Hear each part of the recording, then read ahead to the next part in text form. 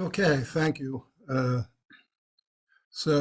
As we mentioned, given that this week concludes with Yom Yerushalayim, we're going to devote today to songs that are about Yerushalayim or celebrate Yerushalayim.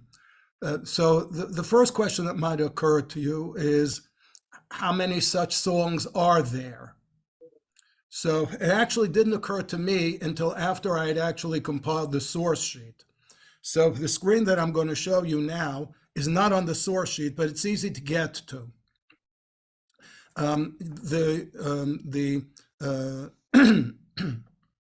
The site that we've been using throughout this class has been the Zemer Reshet site. It's the one that all of the links on today's class and other classes are all linked to. And if you go into the Zemer Reshet site, you can see it on the screen in front of you now. And there on the line on top, you type in the word Yerushalayim, assuming that you can type it in Hebrew.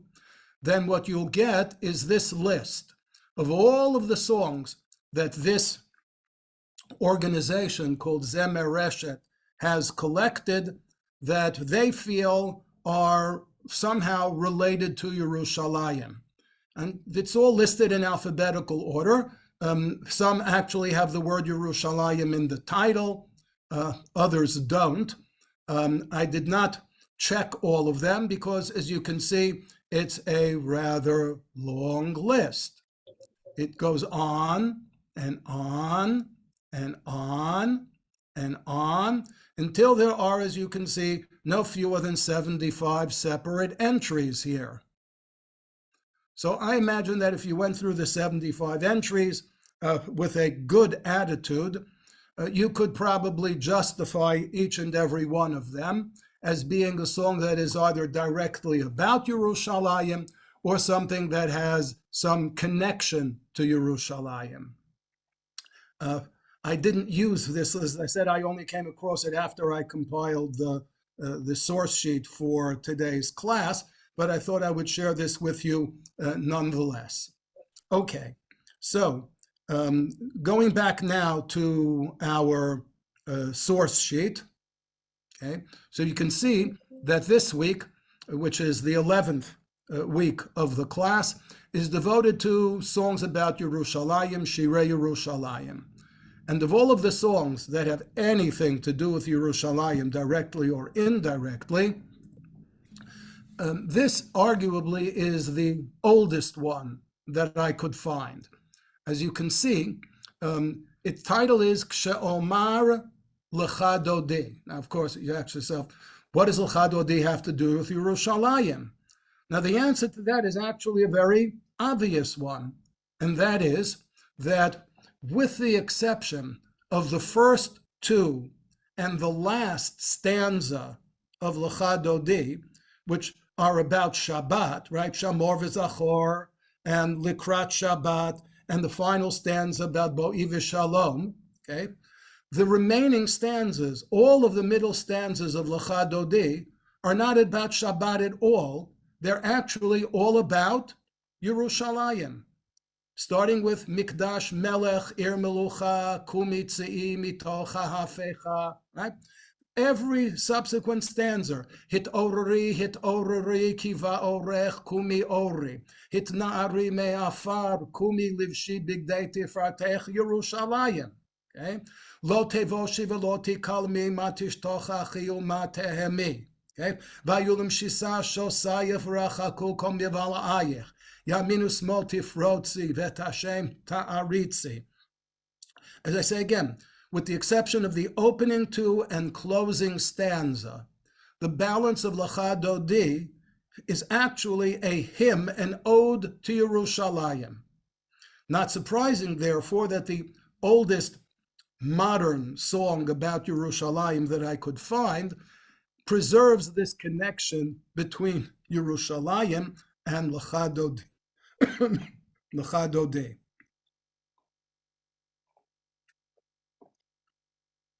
As you can see again at the top line, under the title Milim, who wrote it, it says Amami Yiddi. It's a Yiddish folk song. And indeed, on the left-hand side of the page, in the left-hand column, you can see what are essentially the original Yiddish words to the song. Excuse me, we're still looking at Zemereshet. Pardon me. Thank you for the... Is better? Okay. So if you look at the left-hand column, you can see the Yiddish words, the original Yiddish words to the song. We don't know who translated it into Hebrew.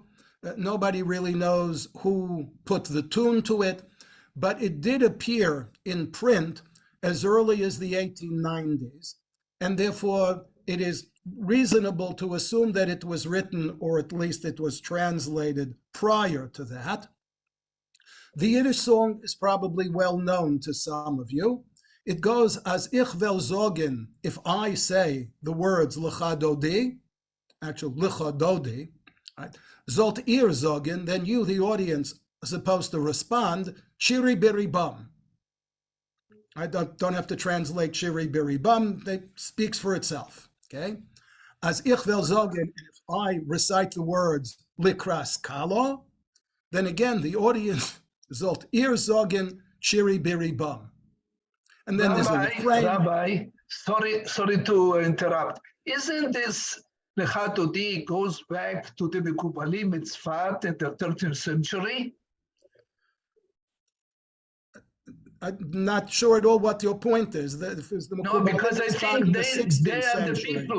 they are the people who composed Lecha Dodi. Okay, that's nothing.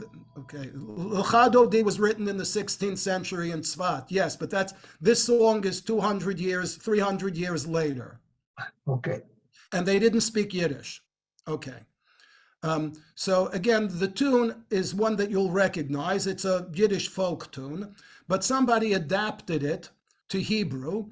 And in addition to the stanzas that speak about Lecha Dodi, as you can see, the last two stanzas in Hebrew address Yerushalayim.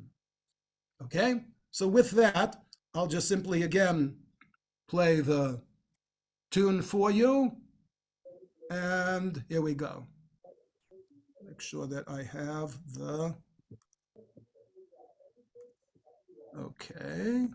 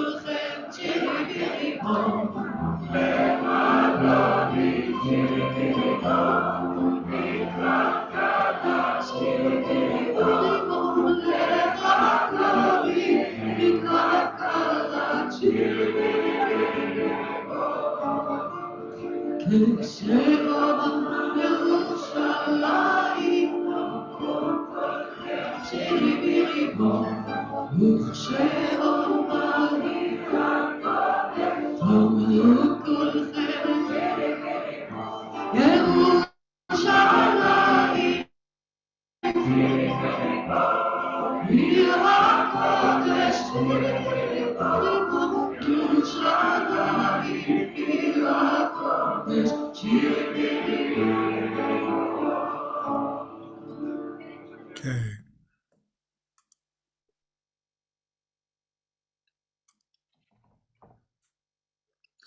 The next song is also an adaptation of a Yiddish tune. The words, as you can see on the top of the page, are Yerushalayim Ir HaKodesh, right? Yerushalayim, the holy city. In this case, the words are original to a poet who lived in Israel and who worked in Yerushalayim in the 1920s. It was published in 1928, and it was put to a Hasidic tune. let me first go over the words, and then I will hum the tune for you so that you will be able to put it together for yourselves before we hear the performance. The words reflect the difficult circumstances of people living in Yerushalayim during the 1920s, where work was hard to find. In fact, the refrain here, if you look at the second stanza, right, that's the one that repeats itself several times. Yerushalayim Ira Kodesh, the author, as it was, turns to the city of Yerushalayim, and he asks the city, Lama umadua, why, oh, why? Right? What is he asking the city? Why lo natat li b'zeh hachodesh? Why have you not provided me this month yomayim bashavua? Meaning, here is somebody who is looking to work, who's looking to make a living, and he finds with great difficulty only 2 days work every week. Okay, so it's not so much a song celebrating Yerushalayim as a great city, as the city that was once the capital of the Davidic Empire, as a city that once housed the Beit HaMikdash, as the city that Jews turned to in prayer 3 times a day. This is more of a mournful song, bemoaning the tribulations of many of the people who were living in Yerushalayim at this time and were finding it very difficult to maintain themselves. The words are as follows. He says, Tishrei Saba, right, the month of Tishrei, right, the month that actually ushers in the fall season, Pana Oref, right, it's gone already, meaning we're already well into the fall. El Harei Ha'elef, Mishta'el Po Kvar HaChoref. And the winter, as it was, is already sneezing, right? Meaning it's getting cold in the city. Uve'eno hadelef, and people's eyes are running with tears from the cold. The refrain, Yerushalayim Ira Kodesh, as I said, he's asking Jerusalem rhetorically, why can't you provide me with more than 2 days a week of work? Uvatzrif, in the hut that he lives in, not a house, but a hut, a tzrif. Boche hayeled, there's a child crying. Somchot lo shinayim, because he's teething. Gamudhu b'chol hacheled, he is, the entire child is somewhat shaking or trembling. Why? Ki horim lo ayin, because he's an orphan. That was literally an orphan, or it means that he has parents, but the parents, like this father, is unable to provide for him adequately. And again, the refrain, Yerushalayim Ira Kodesh. So he says to the child, Al tivkeh b'ni b'li heref, don't cry continuously. Al tivkeh la'ad, right? Don't cry forever. Rather, he says, da, be aware. Imacha koveset, your mother is out working, meaning you're not a genuine orphan, right? Just that your parents aren't home because they're working. Your mother is a laundress, uva erev, and at night when she returns from work, tavilacha shokolada, she'll bring you a sweet. Then again, the refrain, Yerushalayim. B'machtzava nafal avicha, your father fell at work in a quarry, right? Carving stones, perhaps the famous white stones that are used for at least the facing of all buildings that are built in Jerusalem. V'nishmato batohu, and his soul is all in turmoil. Ein davar, he says to the child, no matter what, sgoret picha, right? Don't cry. Tihi chotzev kamohu. Worst that'll happen is that you will follow him in his profession in the quarry. And the final stanza, Tihi chotzev, again, you'll be a miner, so to speak. Tachsov basela, you'll quarry stones from the hill. Tivnei Yerushalayim, and at least that way you will participate in the building of the city. Im habechi hu basela, hashtika bishnaim. And here's a play on words, because the word sela is also ancient Hebrew for a coin. So he's saying, Im habechi hu basela, if crying is worth 1 coin, hashtika, then silence is worth, shnayim is worth 2 coins. So as I said again, it basically depicts the trials and tribulations of a working man in Jerusalem in the 1920s. The tune that it's put to is a reasonably well-known Hasidic tune, to which one usually hears the words, Yamim al yemei melech tosif, shnotav kimo dor vador. It's a pasuk in Tehillim, calling upon God to lengthen the reign of a king and to enable the kings of Israel to reign from one generation to the next. It goes as follows, at least when it's used for the words in Tehillim, Yamim al yemei melech tosif, shnosav b'chol dor vador.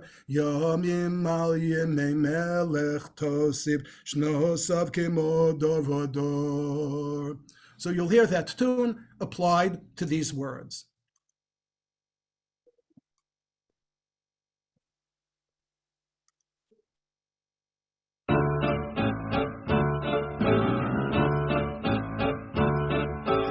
ישראל צבא הפנה עורף אל הרי האלף, מצטער פה כבר החורף ואינו הדלת. ירושלים עיר הקודש, למה ומדוע לא נתת לי בזה החודש? יומיים בשבוע ובצריף בוכה הילד, צומחות לו שיניים,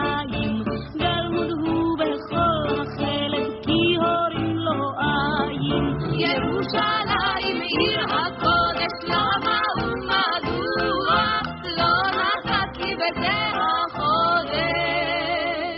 יומיים בשבוע אל תבכה בני בלי הרף, אל תבכה לעזה, אמך קובצת ובערב תביא לך שוקולדה. ירושלים עיר הקודש, למה ומדוע לא נתת לי בזה החודש? יומיים בשבוע במחצבה נפל אביך ונשמתו בתוהו, אין דבר סגור את פיך, תהיה חוצב כמוהו. ירושלים עיר הקודש, למה ומדוע לא נתת לי בזה החודש? יומיים בשבוע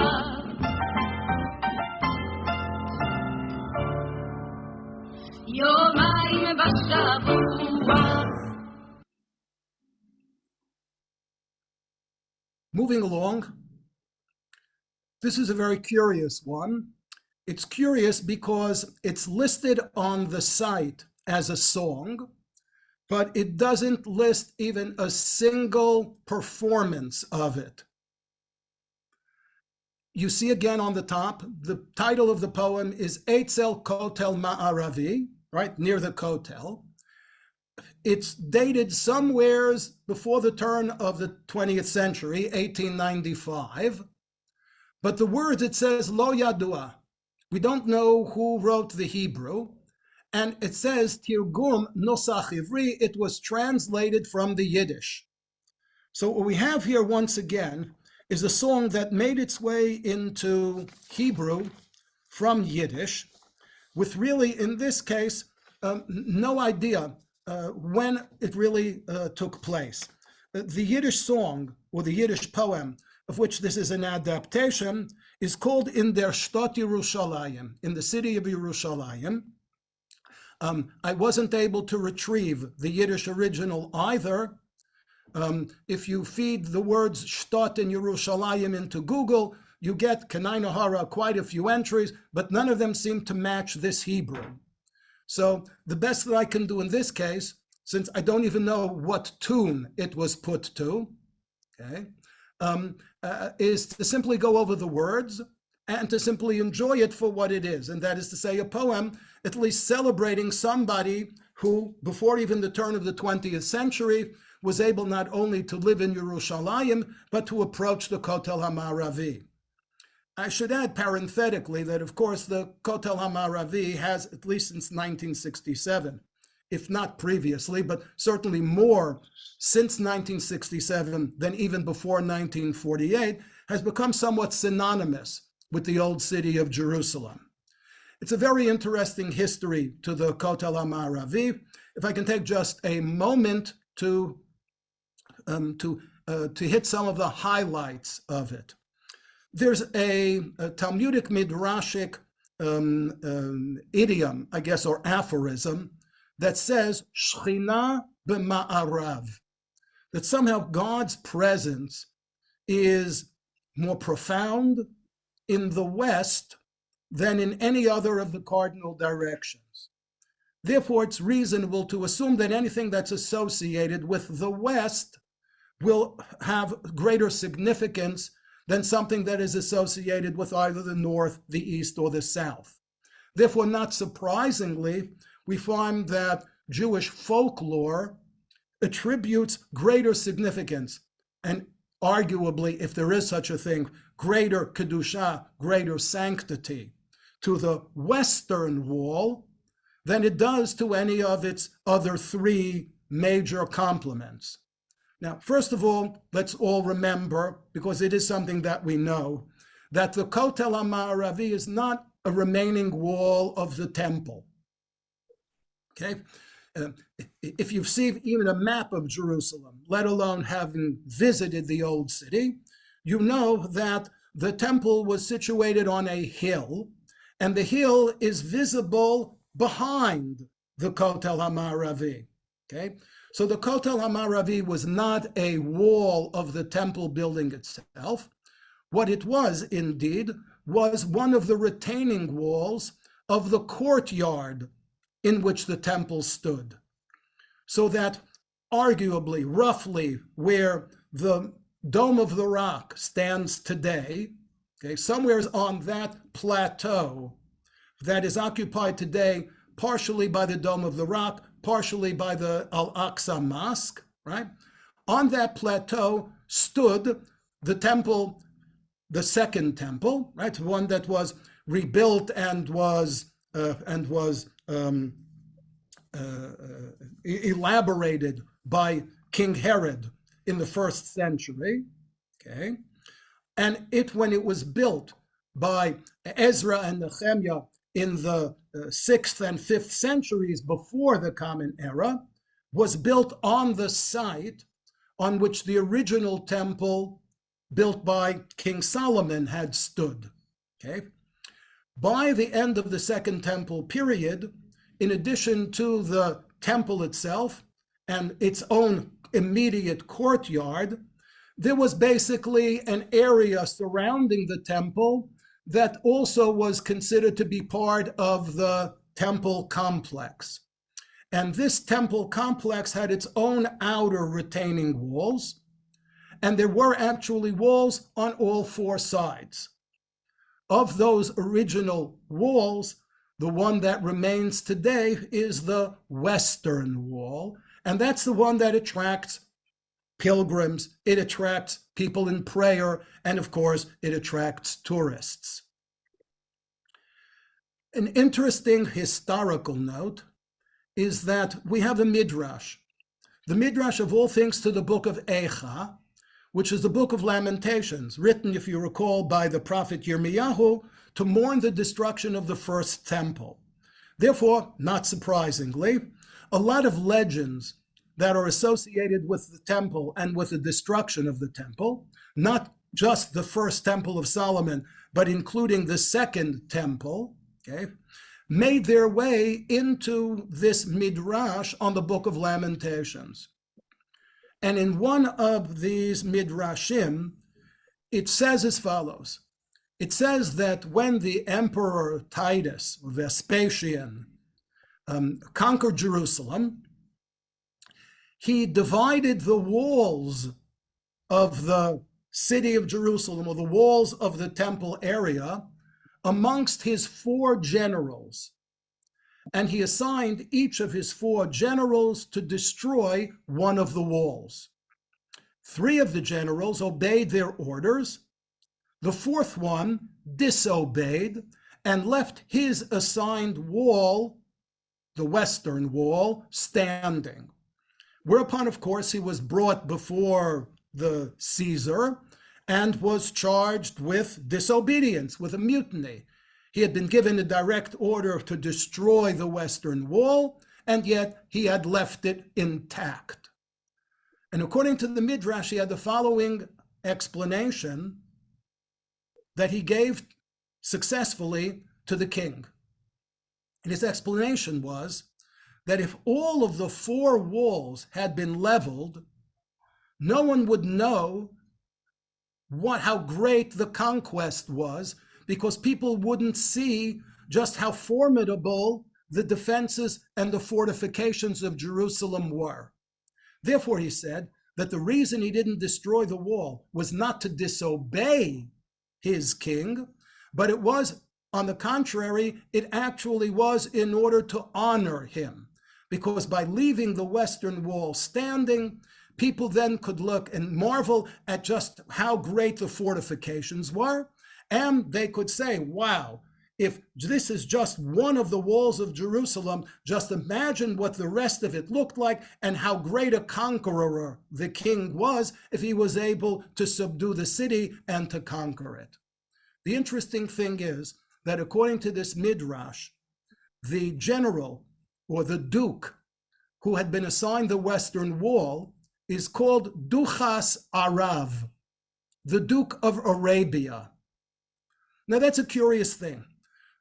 Is this an historical fact? If it's an historical fact, then it's just simply a coincidence that the one of the four dukes or generals to whom the walls of Jerusalem were assigned for destruction happened to be from the southern part of the Roman Empire, the portion that today is called Arabia. But as I said, when I introduced this source, the Midrash on Eicha, I said that this Midrash, because it talks about the destruction of Jerusalem, seems to have attracted a lot of folklore about the city of Jerusalem. And it may very well be that the identification of this Roman general with Arabia was not an historical fact or a coincidence, but rather it's a testimony to a later episode in Jewish history. And that is as follows. After the failure of the Bar Kokhba rebellion in the 2nd century of the Common Era, under the persecutions that the Jews suffered under the Emperor Hadrian, Jews were forbidden to live in Jerusalem. Residence in Jerusalem was forbidden to Jews. In fact, we know that there was a custom that arose, and we have evidence for it in the 4th century of the Common Era, that because Jews were prohibited from living in Jerusalem, they were able to enter the city only once a year. They entered the city once a year on Tisha B'Av, the anniversary of its destruction, because first the Romans and subsequently the Christians, you remember in the 4th century, the Roman Empire converted to Christianity. So the sight of these Jews visiting the ruins of Jerusalem and the ruins of the temple on the anniversary of its destruction. Remember that Tisha B'Av recalls not only the destruction of the first temple, but the destruction of the second temple as well. Somehow that gave pleasure first to the Romans and then to the Christians.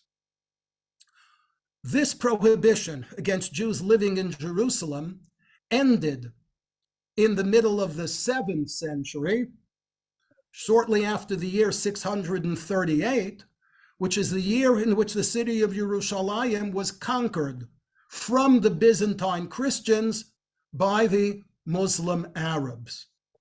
When the Muslims conquered Jerusalem in the 7th century, one of the first things they did was allow Jews to return and to live in the city. So it could very well be that the fact that this Midrash celebrates the remaining wall of the city of Jerusalem, that it celebrates the Kotel HaMa'aravi as having been left intact by the Duke of Arabia, was engendered by the historical recognition on the part of Jewish folklore that it was an Arab king, a later Arab king in the 7th century, who allowed the Jews to return and to resume their residence in Jerusalem. In any event, the poem goes as follows. Eitzel Kotel Ma'aravi Shama Be'ir HaKodesh Yerushalayim, there at the western wall in the city of Jerusalem, the holy city, B'chi Yisrael Nishma Barama. One can hear the cries of the Jewish people.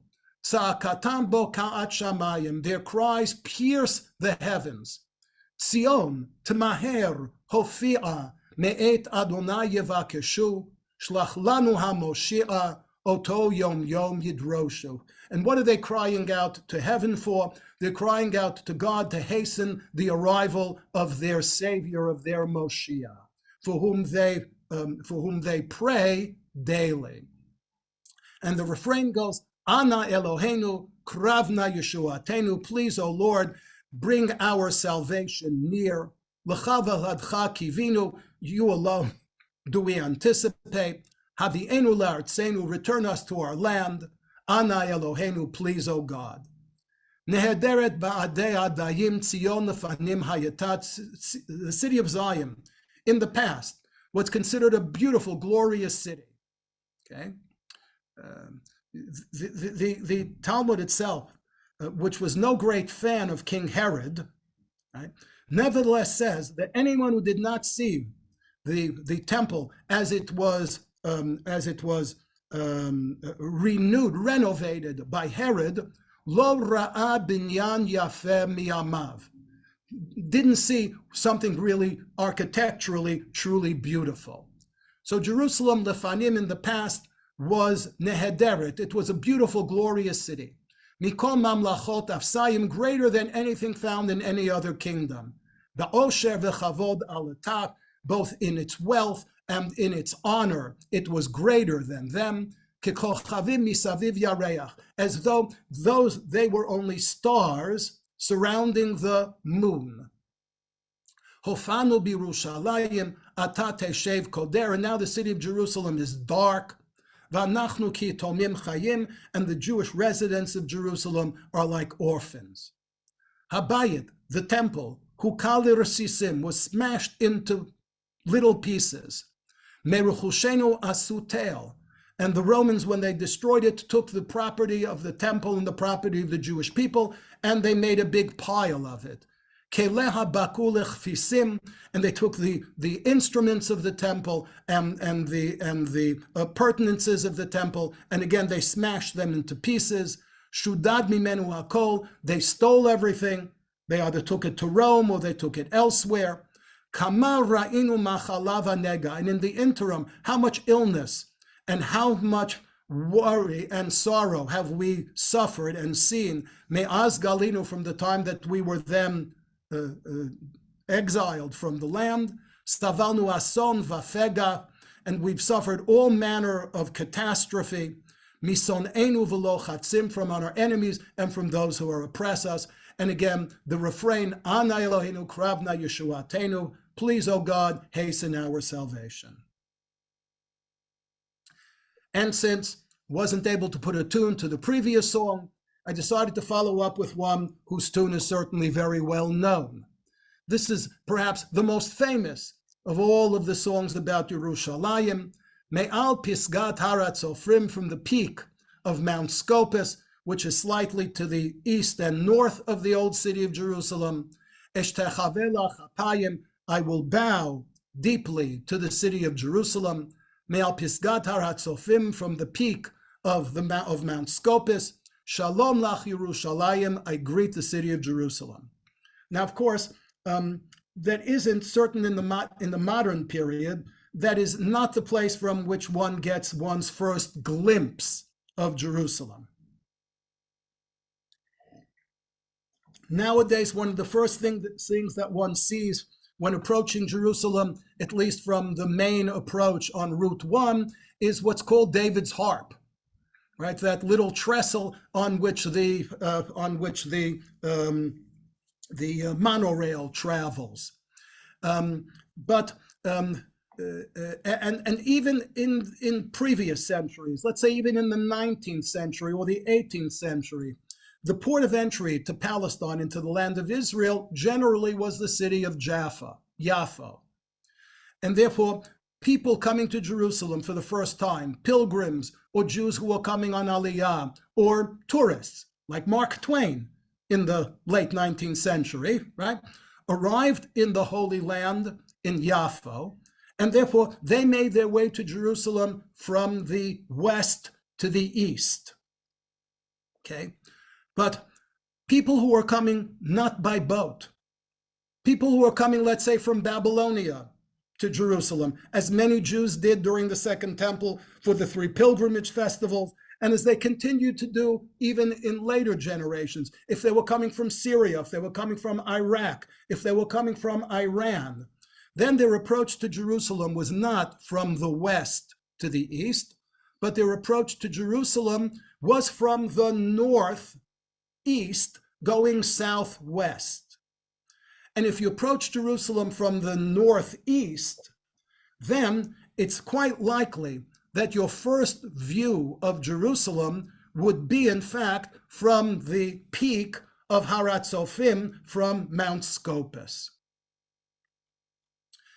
And therefore, the author, Avigdor HaMeiri, whose name before he changed it was Feuerstein, okay, who was again a Hungarian Jew, actually served honorably in the Austro-Hungarian army during World War I, okay, was even taken captive, was a prisoner of war in Russia for a while before the 1917 revolution freed him, and shortly thereafter, in the early 1920s, he made his way to Israel. If I'm not mistaken, there is even evidence that he came to Israel in the company of Chaim Nachman Bialik. So he writes that he greets Jerusalem from the top of Mount Scopus. Me'adorot chalamti alayich.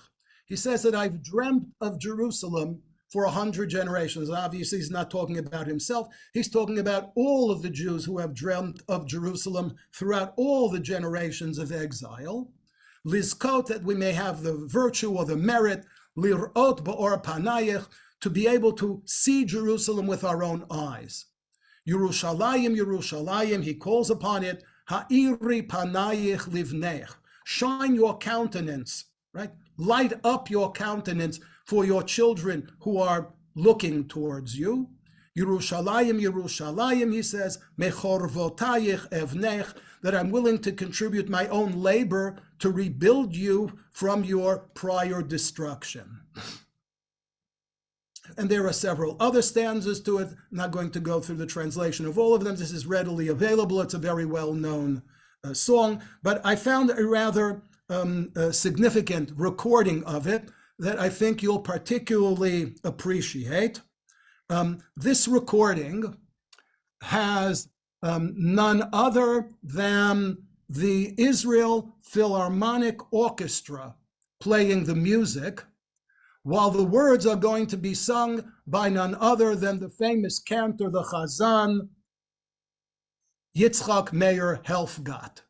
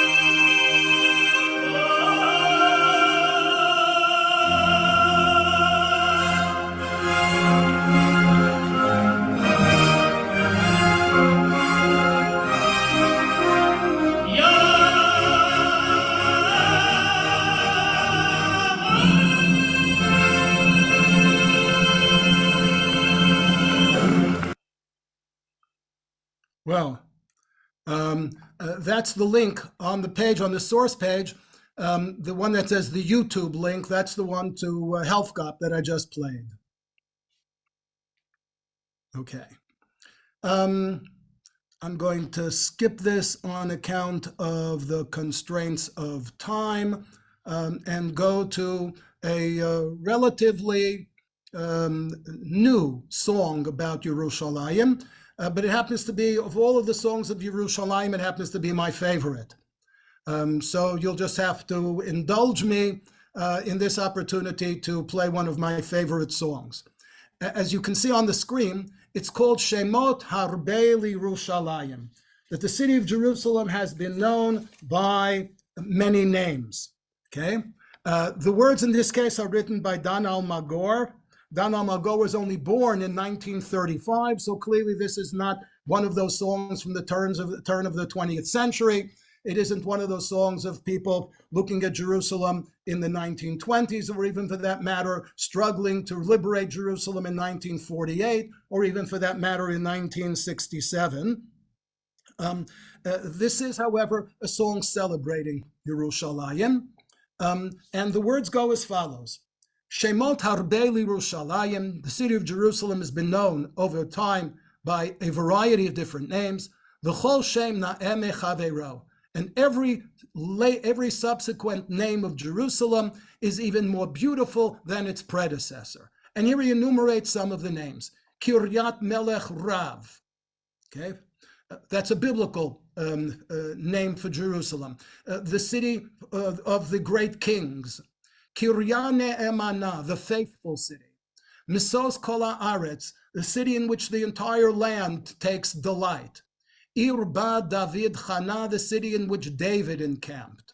Then again the refrain, Shemot Harbei Yerushalayim, Jerusalem has many names, V'chol Shem Yafeh Mechavero, and each is more beautiful than the next. Yefei Nof, right? One spectacular view. Keter Baharim, the crown on the top of the mountains. Ariel, which either means the lion of God, or some say it's like Ur, a light, a reference to the altar, to the Mizbeach in the Beit HaMikdash. Ir Shel Zahav. Now, of course, that's, as we already mentioned last week, both a modern name for Yerushalayim, born of the famous song written by Naomi Shemer, or, as I pointed out last week, it's the name of a particular item of jewelry that was already used by women in the 2nd century of the Common Era, because that's something that Rabbi Akiva promised to his wife. Then he comes and he says, V'im navo limnot hayom, if we try today to count, to enumerate, et shmotei shel Yerushalayim, of all of the names by which Jerusalem has been known throughout history, Yichleh haniyar will run out of paper, Tivash hadyo will run out of ink, V'tiga kol yad, our hand will become tired of writing, and yet v'hem lo yichlu, and we still will not have run out of names to Jerusalem. And then it ends and says as follows, Na'em mikol hashemot, the most beautiful of all of the names by which the city has been known throughout history, Na'em mikol Hashem Yerushalayim. The name Yerushalayim is the most beautiful of all. And here we have the song for us.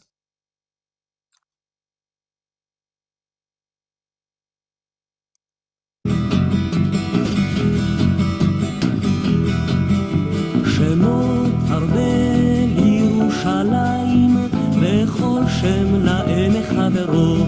שמות הרבה לירושלים, וכל שם נאה מחברו.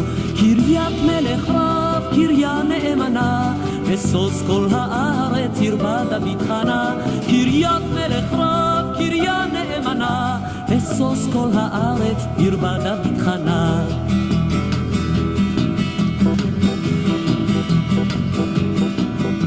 שמות הרבה לירושלים, וכל שם יפה מחברו.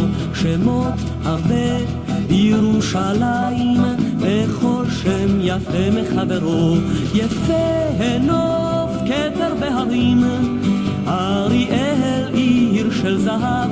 יפה הנוף כתר בהרים, אריאל זהב, ואם נבוא למנות היום את כל שמותיה של ירושלים, ואם נבוא למנות היום את כל שמותיה של ירושלים, יכלה הנייר ותיבש הדיו, ותיגע כל יד והם לא יכלו, יכלה הנייר ותיבש הדיו, ותיגע כל יד והם לא יכלו.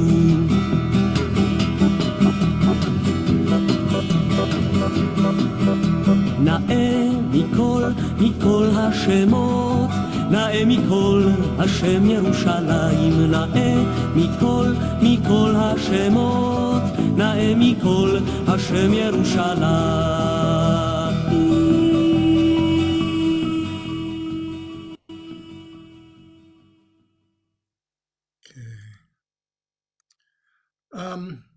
Two appendices, so to speak.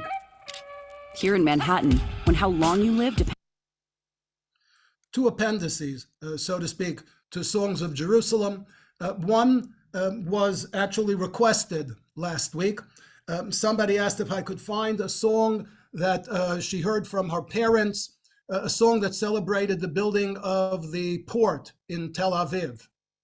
And it's called Shir HaNamal, or some say it's Namel, the song of the port. And as you can see, it says, L'merchakim, from the great distance, Mafligot HaSfinot, ships set sail. Elef Yadayim Porkot Uvonot, thousands of hands load and unload the ships. Anu Kovshim et HaChof v'Hagal, and the builders of the port are conquering, as it were, the coastline and the waves. Anu Bonim Po Namal, and there they're building the port. Mutzak HaBaton, they're pouring the concrete. Muram Hamanof, they're lifting things by crane. Sirot HaMit'an, today they would be container ships. In those days, they were simply just freighters. Magiyot El HaChof arrive at the coast. Techelet Milmata, and the sky, the water below them is blue. Techelet Me'al, and the sky above them is blue. Kacha Nivneh HaNamal, and that is they go about building the port. And I do believe that I found a recording of it, and it goes as follows.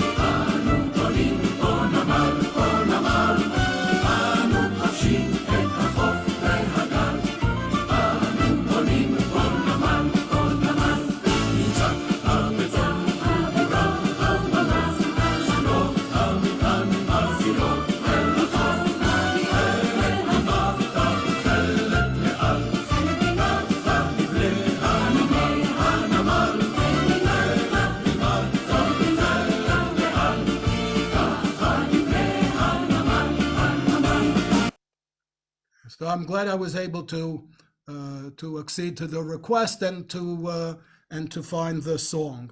And I just want to end with one song that has nothing to do with Jerusalem, but it has to do at least with the fact that this week the Torah reading is from the beginning of the book of Bimidbar, and I thought that at the very least we should say something about the Midbar. So here we have again the words to a well-known song.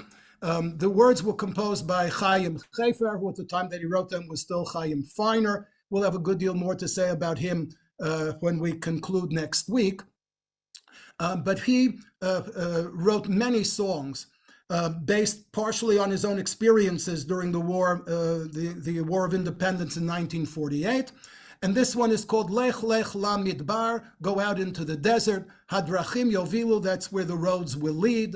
Layel Teremba, it's still not too dark to travel. Lech Achiel HaMidbar, there's still time to travel into the Midbar. Midbar, remember, is not so much a desert or a wilderness as it was, at least when this was written in 1948 or 1949, just about anything that was south of Beersheba.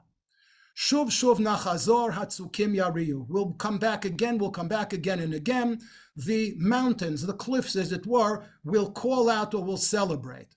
Shemesh gdola shel oro tizrach aleinu. And again, when you go out into this part of the country, certainly into the desert part of it, you're subject to the very bright sunshine. Lamidbar, again, the wilderness, the desert, Eretz Lomayim, a place in which it is difficult to find water. Ho'at admati, and yet nevertheless, this is part of our land. Shavnu elayach, and we return to it. Eretz Milucha, there may be salt lands, as there are in the vicinity of the Dead Sea. Ruach, winds blow. Vaza'am, they blow the chamsin winds that blow strongly. Halochamim chazruho kasar, and again, he's talking about his experience as a soldier in 1948 as they conquered the Negev.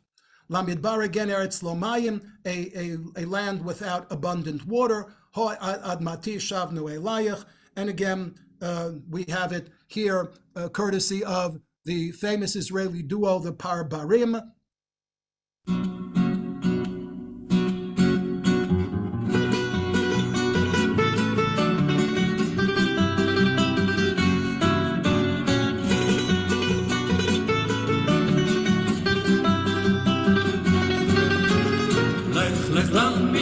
הדרכים יובילו לעבר מה לך אחי אל המדבר שוב שוב נחזור הצוקים ירימו שמש גדולה של אור אור תזרח עלינו למדבר ארץ לא מים הועד אדמתי שבנו אלייך למדבר ארץ לא מים הועד אדמתי שבנו אלייך ארץ מלוכה רוח בזעם הלוחמים חזרו אוי כסר למדבר ארץ לא מים הועד אדמתי שבנו אלייך למדבר ארץ לא מים הועד אדמתי שבנו אלייך.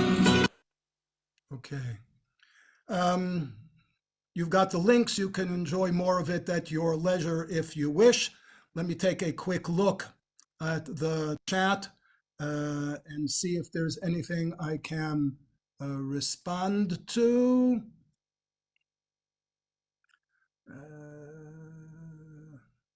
Okay. Arav, Ma'arav. No, it's not a play on words. It's just the same derivation. Ma'arav, the mem of Ma'arav is the mem of location, like the mem of Mizrach. Mizrach is the direction from which the sun shines. Ma'arav is the direction in which the sun sets. Okay. No, none of these songs are Zionistic in the modern sense of the word, more messianic. I won't dispute that. They're necessarily messianic. They're somewhat idyllic, somewhat hopeful, not necessarily messianic. It's not an entirely different tune than the one you're accustomed to from Eal Piskat Haratzofim. The one that you're accustomed to, and I'm accustomed to it as well, is really just an adaptation of the one that we heard Chazan Helfgot singing. I don't know, Yoram Garon is not one of the people we listen to today. Not sure which song you thought was his. Okay, just to remind you all that we're going to have our final session, or at least this time around next week. It's going to take me a little while to see whether I can actually put together a decent enough repertoire for a round two. But next week, we'll conclude with some of the oldies but goodies, and as well as in honor of the fact that the end of next week is Shavuot, I'm going to see how many songs I can find. Remember, we found 75 songs that relate to Yerushalayim. You think I'm going to find 75 songs about Torah? Now you're skeptical, I am too. But I'll let you know next week how many I find and which they are. So once again, have a good week, and we'll see you all next Tuesday. Thank you. Thank you so much. My Thank pleasure. you very, very much. Very much. Thank you very It was much. excellent. Beautiful as always. Lovely. Looking forward to next week. Hoping you find another course to do too.